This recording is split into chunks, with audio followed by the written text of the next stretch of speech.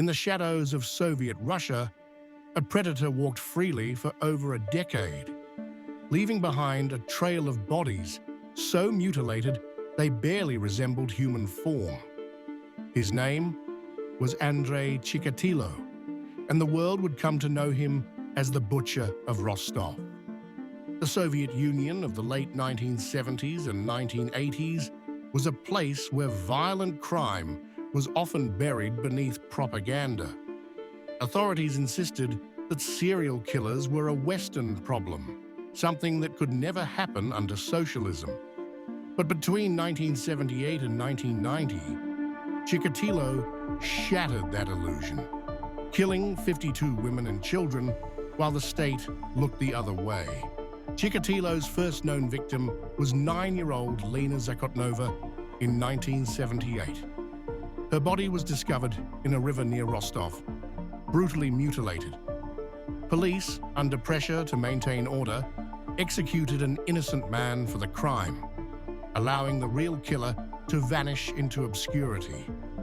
For years after, Chikatilo prowled train stations and bus stops, preying on the vulnerable, the lonely, the desperate, the forgotten. He lured victims with promises of food or shelter, often children and runaways who trusted a soft-spoken, bespectacled man. Once isolated, his attacks turned frenzied, stabbings, mutilations, even acts of cannibalism. Disturbingly, he sometimes revisited crime scenes to relive his twisted satisfaction. Far from the terrifying monster you'd imagine, Chikatilo was a quiet teacher, a father, and a man no one suspected. The investigation dragged on for years, riddled with errors. Over 1,000 suspects were questioned, and several innocent men were wrongly convicted or executed. Chikatilo himself was detained more than once, but released each time due to lack of evidence. Finally, in 1990, he was arrested after suspicious behavior at a train station. His confessions chilled even veteran investigators, describing each killing in horrifying detail.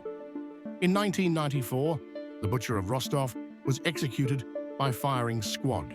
Chikatilo's legacy is not only his staggering body count, but also the exposure of Soviet denial and failure.